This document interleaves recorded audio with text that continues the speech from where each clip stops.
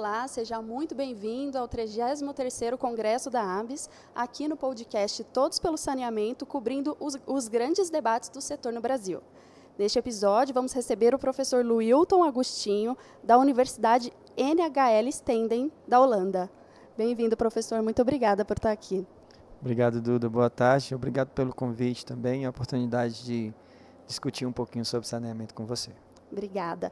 Antes da gente começar, eu estava contando que a ABS lançou uma plataforma que se chama Todos pelo Saneamento, com o objetivo de encabeçar e liderar a conversa do setor em torno da mudança do clima, né? Então, a gente está trazendo as associações, as empresas, todas as entidades que quiserem se unir à causa do desenvolvimento do setor para universalizar, mas pensando no fortalecimento também da sustentabilidade ambiental e com essas ações serão direcionadas à COP30, que vai acontecer aqui no Brasil. E aí você estava me contando que a Universidade da Holanda também tem uma plataforma e eu queria que você falasse um pouquinho mais sobre o que é isso. Claro. Eu começo com... Existe um provérbio africano que eu gosto bastante, que ele fala assim: se você quiser ir rápido, vá sozinho. Mas se você quiser ir mais longe, vá junto, né? Então, essas plataformas, elas são um exemplo bem claro de como que a gente tem que entender, visualizar e praticar provérbios como esses, né? A necessidade de a multiparticipação, ela é essencial em qualquer atividade que você faça, né? Porque ela traz a troca de experiência, ela traz a necessidade de escutar partes, né?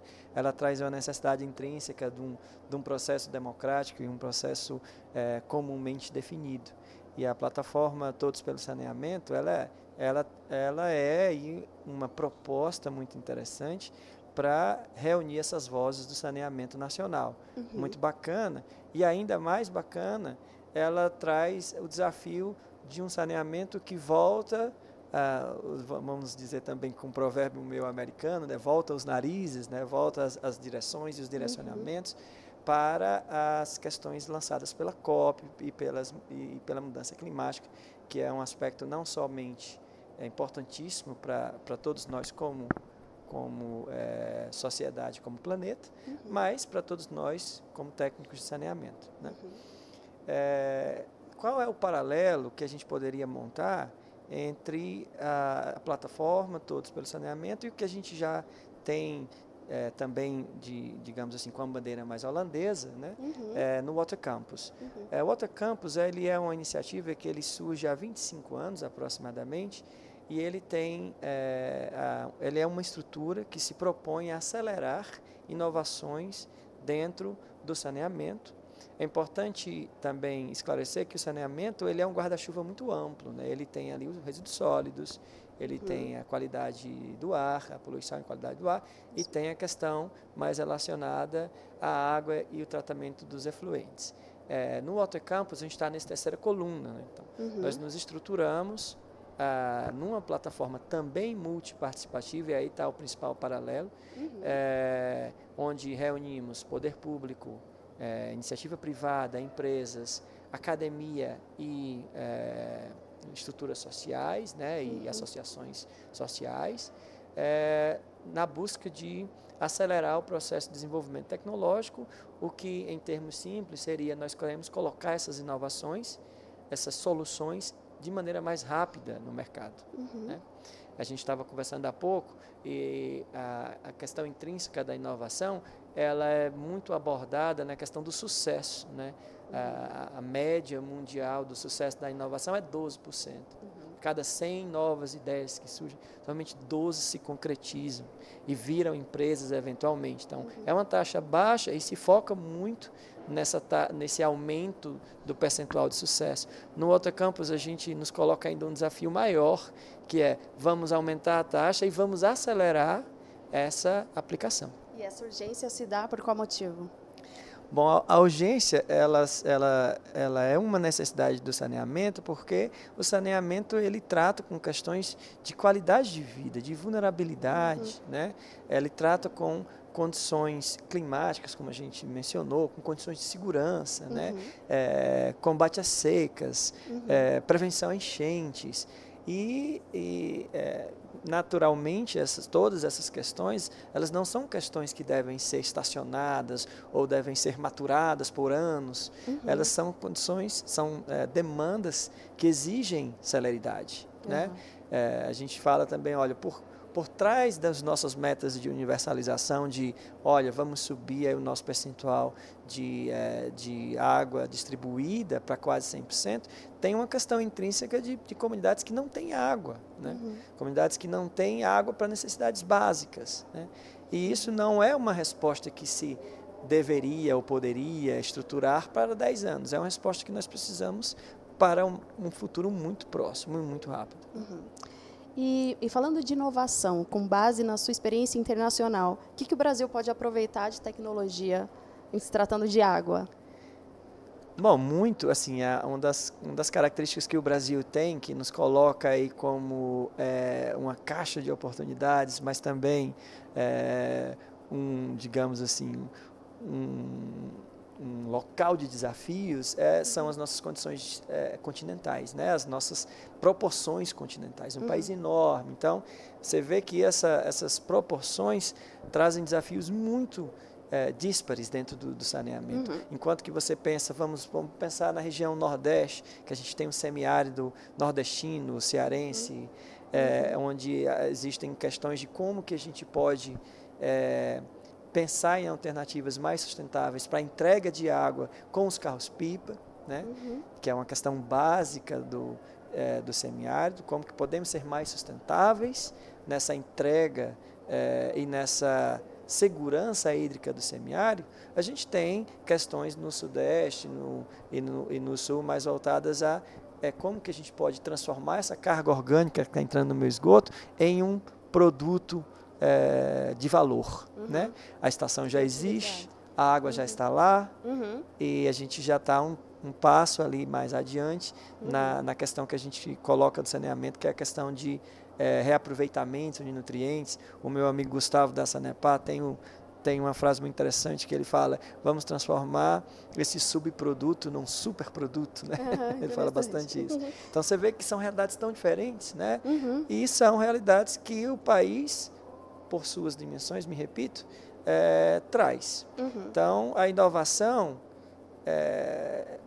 eu acho que nós temos quase pano para manga para quase todas as apostas de inovação que possam hoje ser elencadas dentro do cenário de saneamento, não somente brasileiro, mas até europeu e mundial. O Brasil também exporta essa tecnologia para outros países? Sim, não somente a tecnologia, como a demanda também. O Brasil tem uma indústria de saneamento que ela é uma indústria de larga escala, então a gente tem uma experiência muito grande em sistemas escalonados, sistemas de cidades como a região de São Paulo, metropolitana de São Paulo, para 22 milhões de habitantes. Então nós exportamos bastante essa nossa experiência com demandas de megalópolis, digamos assim, né? A gente compartilha aí esses desafios com a Índia, com a China, né? Mas certamente são demandas, são modelos de gestão e de operação que às vezes na Europa são distâncias é um distanciamento muito grande ainda, né? Em termos de inovação tecnológica, é interessante você mencionar, eu estava há pouco tempo conversando com uma startup que surge ali da estrutura da Sanepar, que é Status 4, eu acho que você vai provavelmente também entrevistar a Marília, né, e com o Gustavo, e a gente estava discutindo eu estava discutindo isso com a Marília, ela falou: olha, a gente está hoje num estágio interessantíssimo da nossa empresa e a gente está buscando mercados internacionais. Como que a gente pode exportar essa nossa ideia? E é bom deixar também o ouvinte saber, principalmente o ouvinte da startup, que existem mecanismos na Holanda e na maioria dos países da Europa para nacionalização da sua tecnologia. A Holanda por exemplo, facilita o estabelecimento de uma identidade jurídica da sua empresa na Holanda, que vai abrir portas para você, por exemplo, prospectar subsídios europeus, mas também clientes europeus, né? Então, esse paradigma de que a minha tecnologia brasileira ela não se encaixará no mercado exigente europeu é uma questão é uma questão experimental comprovada de que sim, existe possibilidade de implementação e não somente isso, existe um interesse estrutural europeu em facilitar essa implementação, essa rota contrária. E como é que você vê o futuro do saneamento, e principalmente em relação à segurança hídrica? Ótima pergunta. Vamos lá. A segurança hídrica, as minhas experiências hoje, elas estão muito relacionadas ao semiárido nordestino. Eu acabei de falar sobre isso também, especificamente na questão de comunidades descentralizadas, né? São pequenas comunidades ali no sertão central do Ceará, ou ali na Paraíba, ou ali... São pequenas mesmo, você tem que pensar em comunidades de 250 pessoas, né? Comunidades rurais, que na sua maioria das vezes são assoladas por condições climáticas de secas prolongadas, né? O governo já trabalha com isso há muito tempo e criou, por exemplo, o programa 1 milhão de cisternas, que constrói cisternas para captação da água da chuva. Todavia, essas cisternas, apesar de serem dimensionadas para o período normal de chuva e seca dessa região, enfrenta cada vez mais situações críticas, tendo em vista que os períodos secos são mais prolongados e os chuvosos, consequentemente, mais curtos. Né? A gente ainda tem essa mudança no cenário. Né? Isso, que é uma mudança climática. Mais, né? Isso, que está aí, que tem tudo a ver com as mensagens que gostaríamos de colocar na COP. Né? Na Holanda, nós temos um sistema com o qual uma startup com a qual a gente tem trabalhado nos últimos 5 anos, que chama Solac. E a Solac, ela tem uma proposta de geração de água atmosférica. O que seria isso? É um sistema que ele capta o ar e no ar sempre existe um pouquinho de água, né? Que é o que a gente chama de umidade relativa do ar. Então, toda vez que você capta um certo volume de ar, se você baixar a temperatura, você vai conseguir extrair um pouquinho de água dali de dentro. Né? E a proposta da Solac é gerar água do ar. E fizemos alguns testes no sertão central, do Ceará, a cidade chamada Quixeramobim, com um equipamento piloto, um equipamento um pouquinho de menor escala da Solac, que conseguiu produzir cerca de 500 litros por dia de água. Uau, né? Simplesmente tirando a água do ar. Tecnologias e inovações como essa, elas vêm aí como uma aposta muito grande para trazer mais segurança hídrica no semiárido, né? E me repito, em comunidades descentralizadas. Porque os desafios, eles devem ser pensados também, algumas vezes precisam ser pensados de maneira segmentada, né? Porque não existe solução que resolve qualquer problema e não existe problema que não tem solução. Né?